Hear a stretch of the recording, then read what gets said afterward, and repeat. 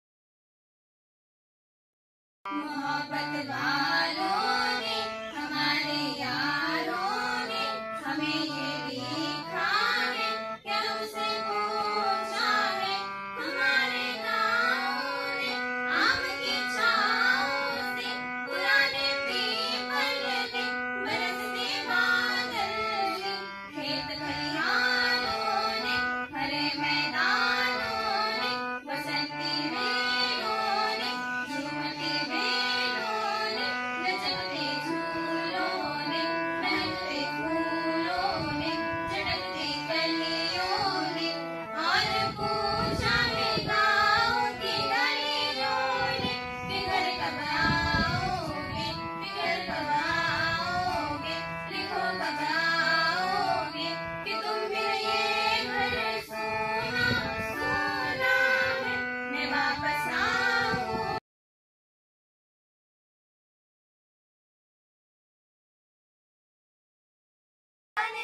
से सारा जग है पाता यह अपनी भारत माता संपूर्ण विश्व की माता।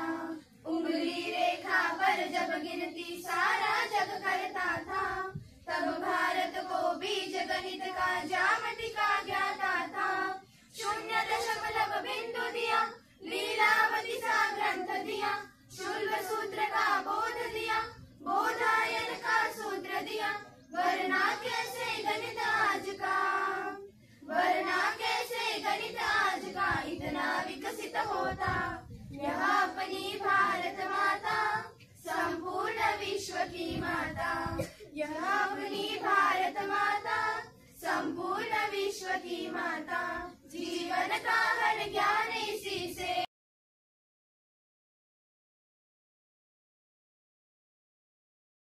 त्याबद्दल मी सर्व शाळेचे समितीचे मॅनेजमेंटचे आणि आपल्या मुख्याध्यापकांचे आभार मानतो। आता स्वातंत्र्य दिनाबद्दल सर्वांना सर्व माहिती आहे। ही माहिती आज आपल्या सर्व चांगल्या व्यक्तींनी तुम्हाला माहिती दिलेली आहे। मी एक डॉक्टर आहे। माझं तसं प्रॉपर गाव देऊळगाव आहे पण सध्या मी पुण्याला असतो। पण मी फ्लॅग होस्टिंगसाठी इथे आलो ध्वजारोहणासाठी आणि हा मान मला मिळाला। आपल्या जीवनामध्ये काय आहे काय करावं याच्या दोन गोष्टी मी 2 मिनिटात सांगेल आणि माझं भाषण संपवेल। माझं एकच मत आहे की डे बाय डे रोज जीवनामध्ये आपले आजार आणि काही गोष्टी वाढत चाललेल्या आहेत। त्यासाठी जीवनाची जी त्रिसूत्री असते त्यामध्ये सर्वात महत्त्वाचं एक असतं योग्य आहार जो विद्यार्थ्यांना शिक्षक रोज सांगतात। दुसरा आहे योग्य व्यायाम आणि योग्य झोप। माझी सर्वांना विनंती आहे की सर मी आज पुण्यामध्ये जिथे काम करतो काही शाळेमध्ये आम्हाला बोलावलं जातं।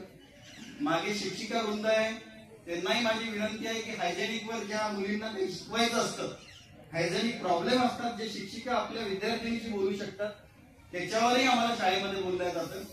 तर माझी आज आदरणीय हेडमास्टर साहेब समितींना एक विनंती आहे की तुम्ही जे शाळेमध्ये डबे आणतात त्यामध्ये विद्यार्थ्यांना junk food fast food avoid करा.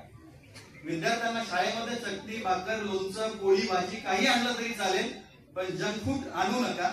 ही एक विनंती मी आजच्या स्वातंत्र्य दिनी तुमच्या समोर मांडणी करतो. दुसरा महत्वाची गोष्ट, माझ्या जीवनामध्ये मी जे इथे घडलेलो आहे ते शिक्षकांमुळेच घडलेलो आहे. तुम्ही जे बसलेले आहे तुमच्या जीवनात तुम्ही कोण बनणार हे आज मी सांगू शकत नाही. आपल्या शिक्षकांनी आपल्याला शिक्षा केली मारली तर त्याचा राग मनात ठेवू नका. आई वडिलांनंतर जर जगामध्ये दुसरं कोणतं स्थान असेल तर ते शिक्षकांचं स्थान असतं. कायमनी गजरात सर्व शिक्षकांचं स्वागत करावं. परत एकदा सांगतो, संत तुकडोजी महाराज अमरावती मोजरीचे त्यांचं म्हणणं आहे की आई वडिलांनंतर दुसरं जर कोणाचं स्थान असेल तर ते शिक्षकांचं असतं. त्या शिक्षकांना वंदन करून मी माझे हे 2 शब्द इथे संपवायचा विचार करतो. फक्त सर जाता जाता एक शाळेला 2 माझी विनंती आहे.